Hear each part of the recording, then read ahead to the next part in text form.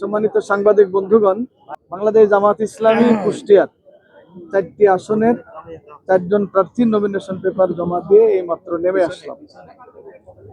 আমরা আপনাদের মাধ্যমে কুষ্টিয়ার সকল জনগণকে অবহিত করতে চাই যে বাংলাদেশ জামাত ইসলামীর নেতৃত্বে ইতিমধ্যেই 8 দলের একটি নির্বাচনী জোট হয়েছে। তো সেই বর্তমানে সেটা সম্ভবত 12ই উন্নীত হয়েছে। আমরা কুষ্টিয়ায় 4টি আসনে বলা যায় 12 দলীয় জোটের প্রার্থী হিসাবে আজকে আমরা নমিনেশন পেপার জমা দিলাম। আপনারা হয়তো জানবেন বা জেনেছেন অন্যান্য দলেরও কেউ কেউ জমা দিয়েছে, কিন্তু কেন্দ্রের একটা 12 দলীয় জোটের সিদ্ধান্ত আছে। সেই সিদ্ধান্তের প্রেক্ষিতেই আমরা নমিনেশন পেপার জমা দিলাম।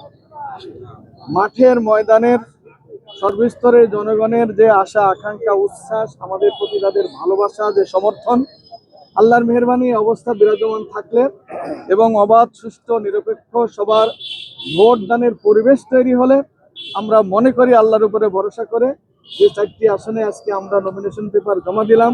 কুষ্টিয়ায় 1, 2, 3 এবং 4টি আসনে আমাদের বিজয়ী হওয়ার সময় আমরা দেশবাসীর কাছে দোয়া চাই। বর্তমান বাংলাদেশ একটি নতুন বাংলাদেশ, একটি পরিবর্তনের হাওয়া বইছে।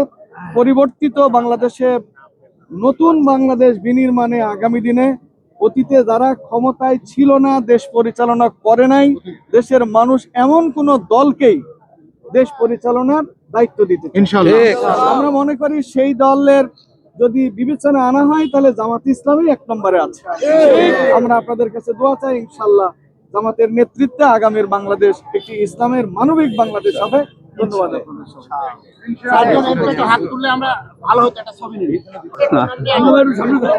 দুই হাত দিলে হবে, এক হাত ধন্যবাদ।